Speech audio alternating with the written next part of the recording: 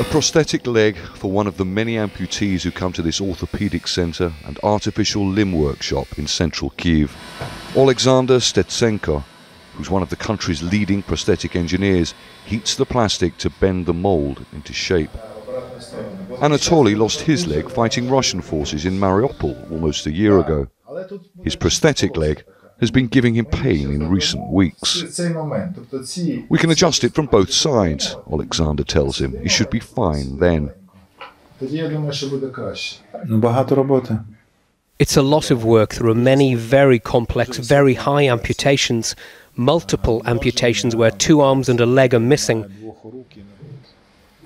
Anatoly lives in an 8th floor apartment. It's a long walk up the stairs when the lifts are not working. He lives here with his girlfriend Olena and her baby Misha.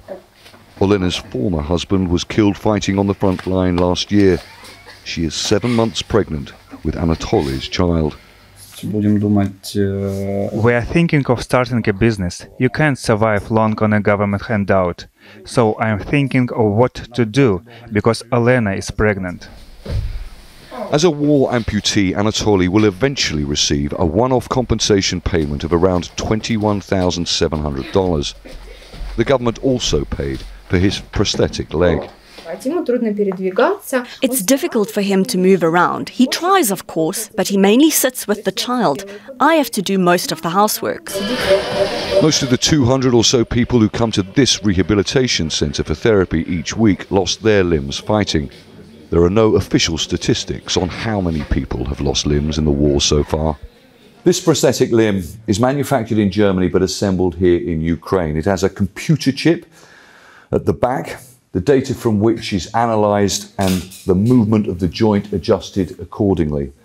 The price is astronomical, $45,000 for this prosthetic leg. There is nothing like it being manufactured in this country.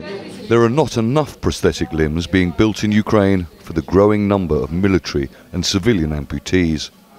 The rehabilitation centre is partly funded by an Australian charity, and there's only one other as modern as this in all Ukraine.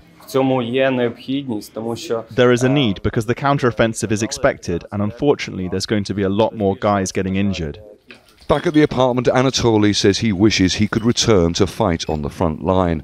But now his battle is to raise a young, growing family and to learn to live again. Stratford, Al Jazeera, Kyiv. Ongoing heat waves across India.